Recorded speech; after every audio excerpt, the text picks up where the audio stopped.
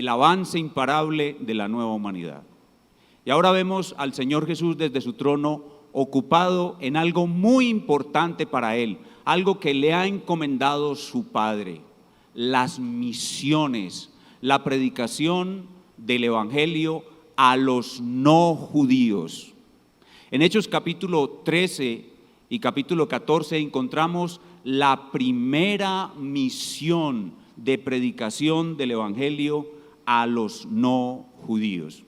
El capítulo 13 hace el contexto de nuestro pasaje, el capítulo 14, y allí vemos en el capítulo 13 los hechos sucedidos en esta primera misión a los no judíos. Allí vemos los hechos sucedidos en la primera mitad de esa misión. Eso es lo que enseña el capítulo 13. Y este capítulo 14 completa los hechos sucedidos en la primera misión a los no judíos.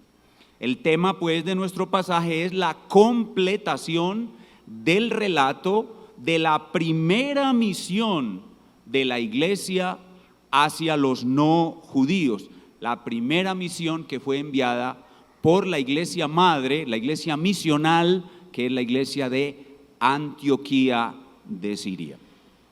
Ese es pues el tema de nuestro pasaje. Este es un pasaje sobre la primera misión de la iglesia del Señor Jesucristo a los no judíos.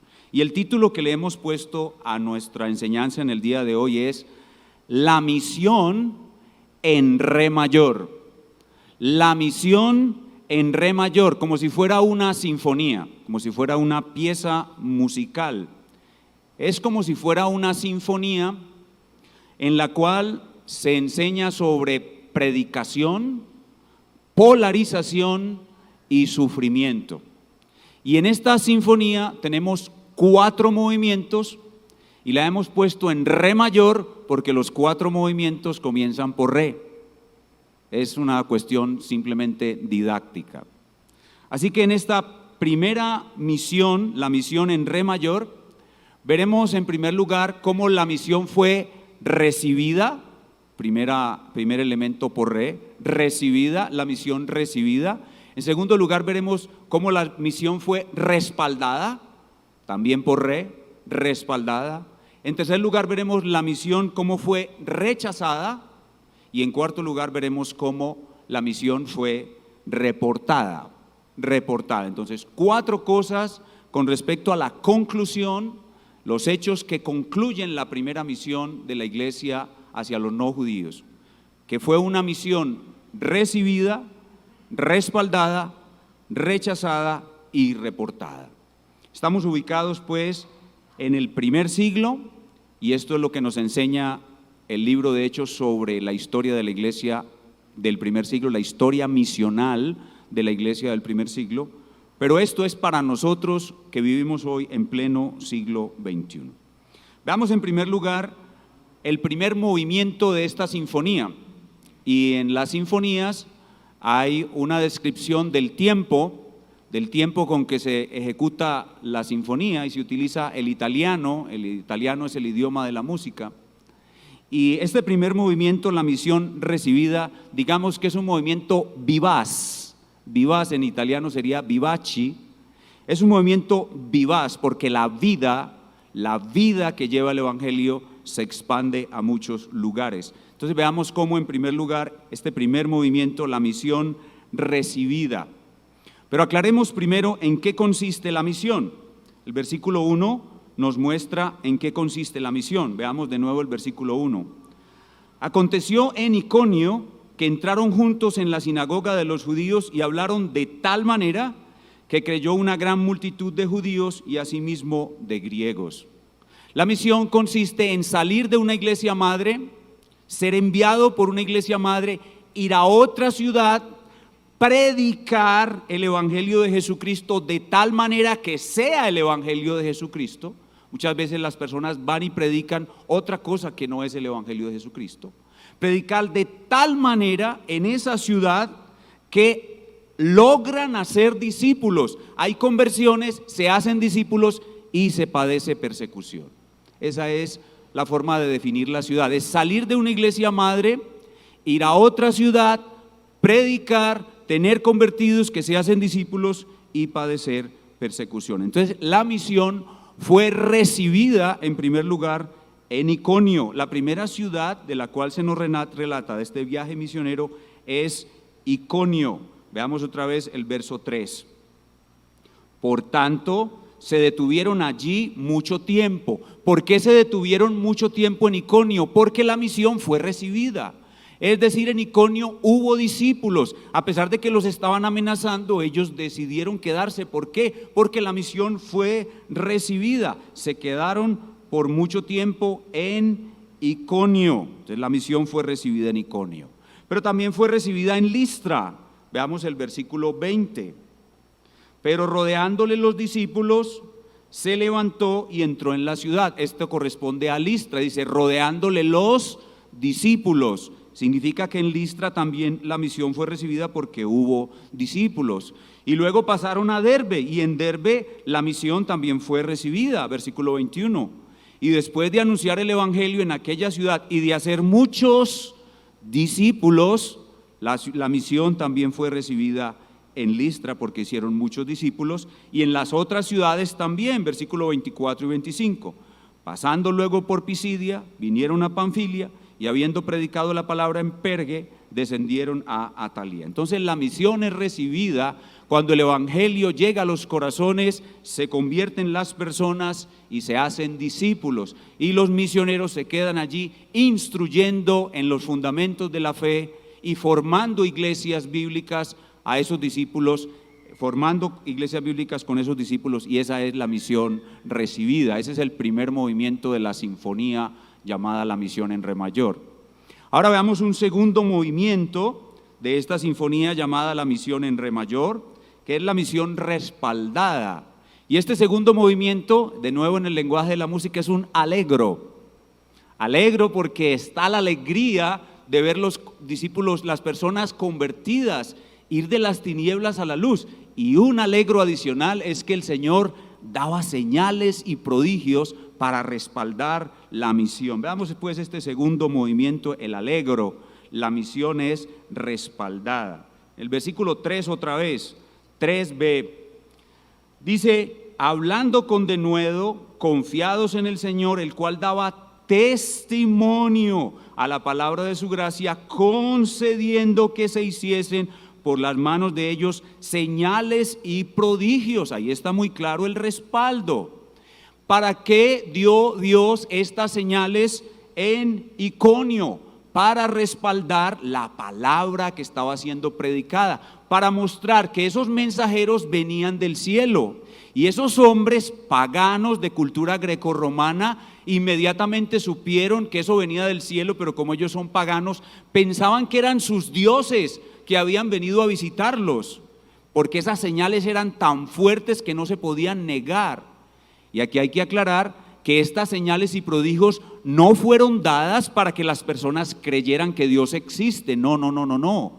Estas señales son dadas para respaldar la palabra predicada, no para convencer a los hombres de que Dios existe. Los hombres no pueden ser convencidos de que Dios existe, ni aunque alguno se resucitare de los muertos. No, la palabra de Dios dice que el hombre vano se hará entendido cuando un potrillo de asno montés nazca hombre. Así que estos milagros no son para probar que Dios existe, son para certificar que esos mensajeros que hablan la palabra de Dios vienen de Dios. Así que la palabra de Dios fue respaldada en Iconio con señales, pero también en Listra. Y ese es el segmento más grande del pasaje. Entre los versículos 8 al 20 se nos muestra un testimonio de respaldo impresionante, como Pablo sanó a un cojo de nacimiento, un hombre que nunca había caminado, probablemente no tenía músculos en las piernas, eran sus piernas solamente el hueso, y Pablo les predica, el hombre escucha, el hombre cree, exactamente igual que sucedió con Pedro y Juan en la puerta de la Hermosa. Pablo ve que él tiene fe y a gran voz le dice, levántate y anda, y el individuo inmediatamente se levanta, y esto fue maravilloso, un respaldo maravilloso. Pero enseguida sucede algo impensable y estos hombres terminan apedreando y dejando a Pablo inconsciente, pero no muerto. Y Pablo, los discípulos lo rodean y se levanta. Ellos pensaban que el evangelista que los había llevado a la salvación había muerto y lo ven ahí tirado inconsciente, probablemente con una conmoción cerebral por las rocas que le pegaron en la cabeza. Y de un momento a otro el que pensaban que había muerto se para. ¡Wow! Eso no es un respaldo, eso es un respaldo increíble. Eso es de gran alegría, de gran gozo. Así que la misión entonces también fue respaldada en Listra, pero también en las otras ciudades, aunque el pasaje no nos lo dice, la misión fue respaldada también en otras ciudades. Muy bien, esta es la misión recibida, el primer movimiento, luego la misión respaldada, el segundo movimiento.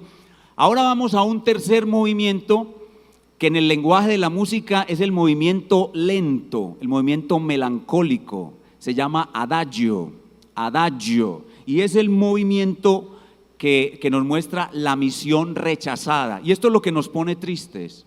Por eso el movimiento se llama adagio, porque nos pone tristes, es melancólico, lento. La misión es rechazada, nos pone muy tristes que los seres humanos rechacen a Dios, rechacen el evangelio, rechacen a Cristo, rechacen la salvación. Y ese es nuestro tercer movimiento, la misión rechazada. Y en todas las ciudades ocurre lo mismo. En todas las ciudades la misión es recibida, en todas las ciudades la misión es respaldada, en todas las ciudades la misión es rechazada. Así que volvemos a Iconio. En Iconio la misión es rechazada. Dice el verso 2, mas los judíos que no creían excitaron y corrompieron los ánimos de los gentiles contra los hermanos. Aquí está el rechazo es de los judíos. Y ustedes se preguntarán por qué ocurre este rechazo. ¿Por qué ocurrió entonces y por qué ha ocurrido desde entonces hasta el día de hoy? ¿Y por qué nos ocurrirá a todos los que predicamos a Cristo? Este rechazo ocurre por lo que hemos llamado polarización. La raza humana está polarizada. Cuando el hombre pecó, Dios habló en Génesis 3:15 y dijo: pondré enemistad entre ti y la mujer, entre tu simiente y la simiente suya. Esta te herirá en la cabeza y tú le herirás en el calcañar. Desde esas palabras hay dos humanidades que son enemigas la una de la otra. La primera humanidad son los hijos de Satanás como Caín. Ellos nunca van a recuperar la imagen de Dios y siempre van a ser enemigos de los hijos de Eva o hijos de Dios que recuperan la imagen de Dios. Y eso es lo que llamamos polarización. Dos polos que son contrarios, que son negativos. Unos están muertos, otros están vivos. Unos son la imagen de Satanás, otros son la imagen de Dios. Y cuando la imagen de Dios es predicada en la persona y la obra del Señor Jesucristo, los hijos de Satanás que odian a Cristo se levantan para atacar y destruir todo lo que tiene que ver con Cristo y su evangelio. Y esa es la causa del rechazo. Pero ¿cuál fue la reacción de los apóstoles ante el rechazo? Otra vez el versículo 3 en su primera parte. Por tanto se detuvieron allí mucho tiempo. Noten cómo el pasaje dijo: hay oposición, hay muchos discípulos, por tanto. O sea que la oposición no los detuvo. Estos hombres se quedaron allí mucho tiempo hablando con de nuevo y confiados en el Señor. Y este es otro elemento que hemos ido aprendiendo en el libro de Hechos, y es la valentía. Vemos aquí de nuevo, lo repito, lo hemos repetido frecuentemente: el miedo puede ser vencido. Estos hombres no tenían miedo a morir y por eso se quedaron allí a pesar de que fueron rechazados. Pero luego, cuando la oposición se hace más fuerte y les anuncian que los van a matar, ellos entonces sabían las palabras que el Señor les dijo a los 12, que cuando los persigan en una ciudad, huyan a la siguiente. Y ellos entonces fueron perseguidos y huyeron para matarlos, y huyeron a la siguiente ciudad. Y eso nos muestra que hay un patrón que se repite en las misiones. Ese patrón que se repite es lo que dijimos al principio. Una iglesia madre envía unos misioneros, ellos llegan a una ciudad extraña, predican, y allí se produce la polarización. Unos reciben y otros rechazan, y luego el rechazo puede ser tan fuerte que pone en riesgo la vida y los misioneros deben huir. Pero la misión también fue rechazada no solamente en Iconio, sino en Listra. En Listra es el evento donde apedrean a Pablo, pero aquí aprendemos que nadie puede matar a un misionero si Cristo no lo permite. Lo aprendimos en el capítulo 12 cuando vimos el caso de Jacobo y de Pedro. Cristo permitió que mataran a Jacobo, pero no permitió que mataran a Pedro. Así que nadie puede matar a un misionero si Cristo no lo permite. Y en este movimiento, el adagio, donde estamos en la tristeza de ver el evangelio rechazado, aparece en el relato un principio fundamental para la vida cristiana de todos los siglos, para los creyentes misioneros de todos los siglos. Este principio fundamental, muy importante en la vida cristiana y descuidado en el siglo XX, está en el versículo 22. Vayan conmigo allá, por favor. Versículo 22. Este principio es fundamental para la vida cristiana de todos los siglos. Dice: confirmando los ánimos de los discípulos, exhortándoles a que permaneciesen en la fe y diciéndoles, aquí está el principio: es necesario que a través de muchas tribulaciones entremos en el reino de Dios. Es necesario que a través de muchas tribulaciones entremos en el reino de Dios.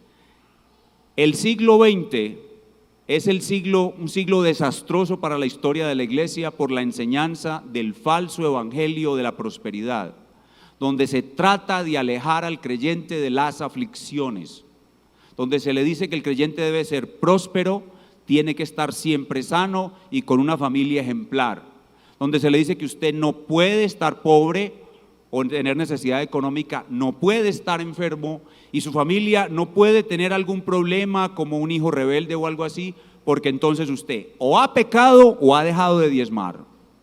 Y eso es lo que se conoce como falso evangelio de la prosperidad. La enseñanza bíblica es todo lo contrario. La enseñanza bíblica es algo que hemos venido repitiendo hace años en la iglesia. La enseñanza bíblica es que los cristianos tenemos que tener una mente preparada para la aflicción. Una mente preparada para la aflicción. ¿Y cuál es la versión antiguo testamentaria de Hechos 14:22? Ustedes la saben de memoria y la van a repetir conmigo cuando yo cuente 3. Salmo 34:19. 1, 2, 3. Muchas son.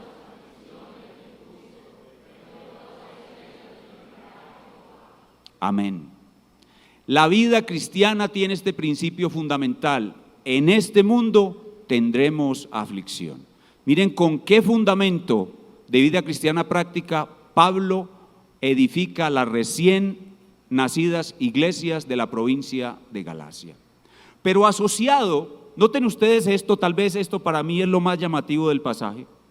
Asociado con ese principio fundamental de que, hermanos, vamos a sufrir, hay una enseñanza eclesiológica fundamental. Es como si el Señor nos dijera: miren, porque ustedes van a sufrir individualmente y como iglesia, yo les he dado algo que les va a ayudar grandemente a poder soportar esas aflicciones. Versículo 23.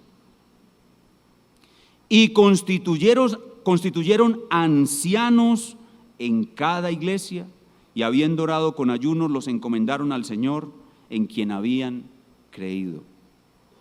Para poder la iglesia mantenerse en un mundo de aflicciones, para poder cada cristiano soportar sus propias aflicciones, Dios ha dado a su iglesia un sistema de gobierno especial, bendito, lleno de poder y de gracia. El gobierno establecido por Jesucristo para su iglesia, y que lo oigan en Medellín, Antioquia, Colombia, Latinoamérica, el mundo y todos sus alrededores, es un gobierno masculino plural. Es de esa manera como el Señor nos ayuda directamente, por medio de sus ancianos, pastores, obispos, supervisores. A ellos se les encomienda edificar a los santos, A ellos se les encomienda enseñarles a enfrentar la aflicción. A ellos se les encomienda enseñarles la verdadera doctrina. A ellos se les encomienda cuidarlos y protegerlos. Ellos son fundamentales para que la iglesia pueda tener y sobrevivir en medio de grandes aflicciones. Los ancianos de una iglesia, una pluralidad de ellos, no uno solo de ellos, no una mujer, una pluralidad de varones dotados y capacitados por Dios, aptos para enseñar, irreprensibles, temerosos de Dios, que gobiernen bien su casa. Ellos son fundamentales porque la misión va a ser rechazada. Así que la iglesia que quiera tener realmente la actividad correcta de la expansión tiene que tener un consejo de ancianos. Eso es fundamental. Y el Señor nos da esa gracia. Aquí en esta iglesia local ya tenemos un consejo de ancianos, que son 3 ancianos que trabajan para la edificación, exhortación y consolación, a fin de perfeccionar a los santos para la obra del ministerio, como dice Efesios 4, 11 y 12. Bueno, la sinfonía está en su momento triste y melancólico. Ya pasó por un vivaci, por un allegro, y está ahora en un adagio, pero no termina en tristeza. La sinfonía termina en alegría.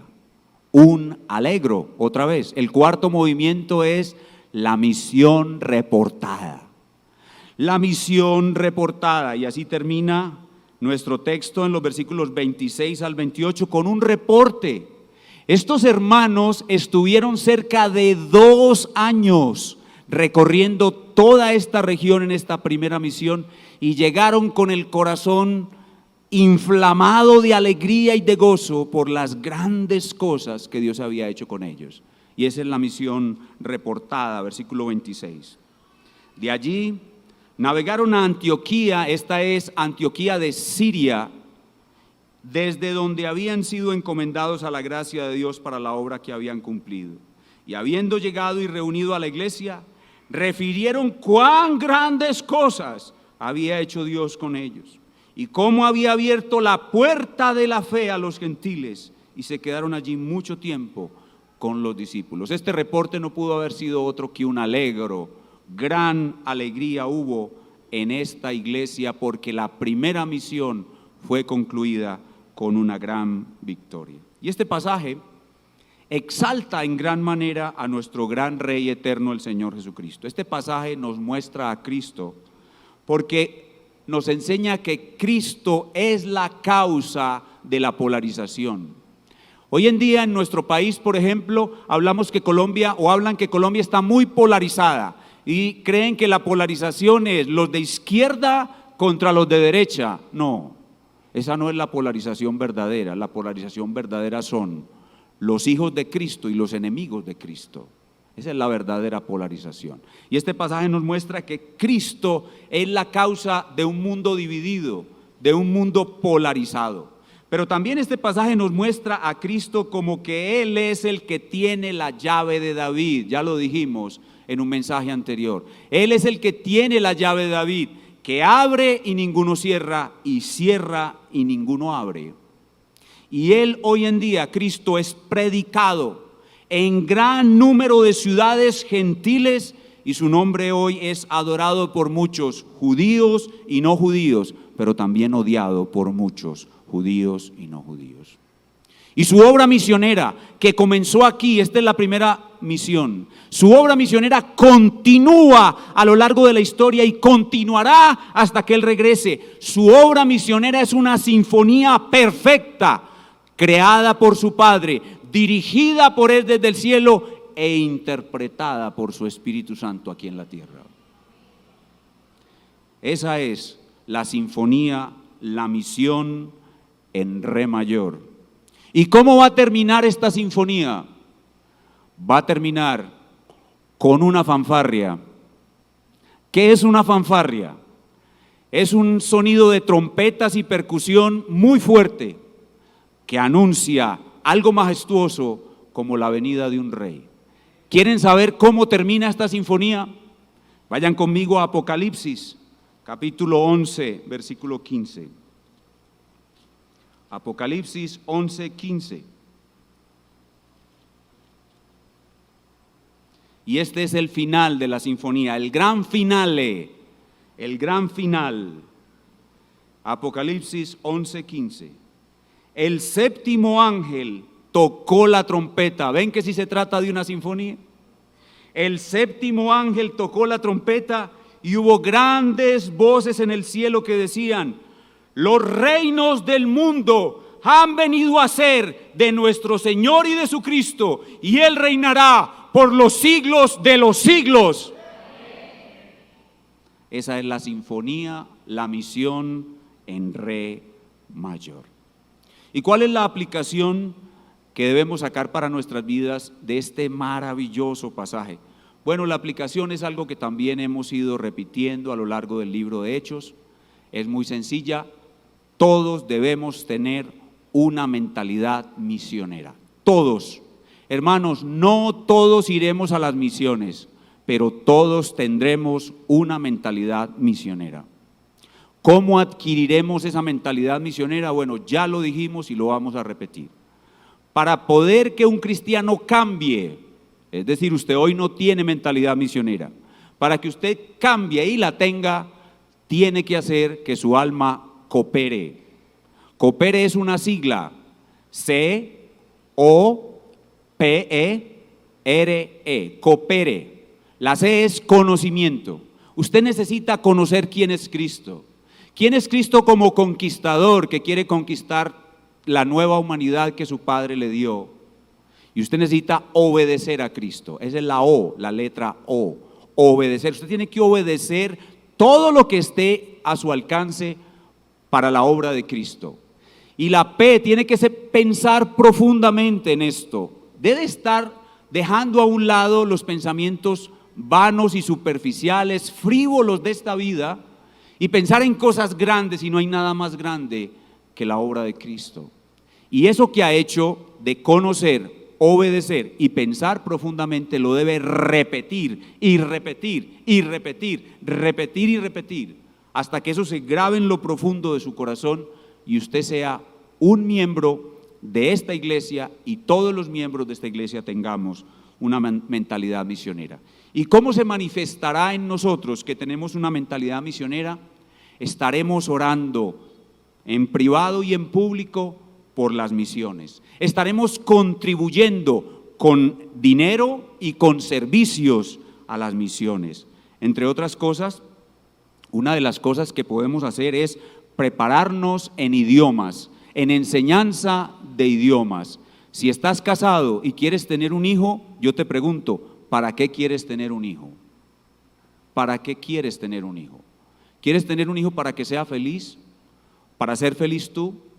¿O quieres tener un hijo para que sea un misionero para Cristo?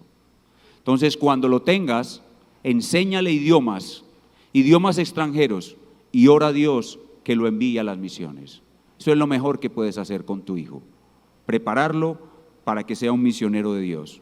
La iglesia se manifestará en su mentalidad misionera orando, contribuyendo y enviando. Una vez el Señor señale aquí quiénes son los misioneros, seremos enviados.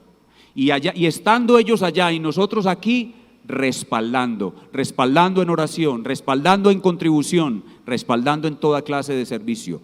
Oración, contribución, envío y respaldo. Y un elemento fundamental para que esa mentalidad misionera se desarrolle y se manifieste en nosotros, un consejo de ancianos, una pluralidad de ancianos, un gobierno masculino plural. En este momento, la Iglesia de la Gracia de Dios se está extendiendo, tiene una sede en La Estrella, otra sede en El Carmen, está iniciando una sede en Bello, tiene una sede en Quibdó, y esas sedes no tendrán autonomía hasta que tengan un consejo de ancianos, porque el consejo de ancianos es el plan de Dios para su iglesia. Vamos a terminar hoy de una manera un poco diferente, dejándoles yo a ustedes una tarea. Hoy van a tener una tarea en la tarde. Van a ver una película en YouTube. ¿Cómo se llama la película? Los primeros frutos. Los primeros frutos es la película que narra las primeras misiones de los creyentes moravos a América Central. Los invito a ver esa hermosa película que va a estimular en ustedes una mentalidad misionera. Los primeros frutos en YouTube esta tarde. Finalmente, a los amigos que nos visitan hoy, que están aquí por primera vez, amigos, este mensaje para ti es una cuestión muy sencilla. ¿Tú estás entre los que reciben la misión o dentro de los que rechazan la misión? La misión de predicarte el Evangelio de Cristo se ha cumplido hoy desde este púlpito. ¿Lo recibirás o lo rechazarás? ¿Continuarás siendo un enemigo de Cristo o te humillarás ante Él para ser nacido de nuevo, para ser su hijo y estar entre los amigos de Cristo que están dispuestos a dar su vida por Él en cualquier ciudad o país de este mundo? Amigos, solo hay dos opciones en este mundo polarizado. Tú debes decidir hoy, amigo de Cristo o enemigo suyo. Inclinemos nuestro rostro para orar. Espíritu Santo del Dios Trino, te damos gracias por el doctor Lucas y su excelente trabajo histórico inspirado al dejarnos este registro en Hechos 14. Te rogamos que con base en la exposición de la palabra del día de hoy y la obra tuya sobre nuestras almas, nos concedas hoy una mentalidad misionera a todos los que estamos aquí. Pero no solamente una mentalidad misionera te pedimos, Espíritu Santo, sino también misioneros. Hombres que tú has señalado para que sean misioneros en países y ciudades extranjeras. Que les des las capacidades que necesitan para aprender el idioma. Señales el lugar donde debemos ir. Señor, Espíritu Santo, señala el lugar donde estos misioneros que tú has señalado deben ir. Déjanos saber el lugar. Danos los recursos para prepararlos antes de partir, para enviarlos y para sostenerlos todo el tiempo que estén en la misión.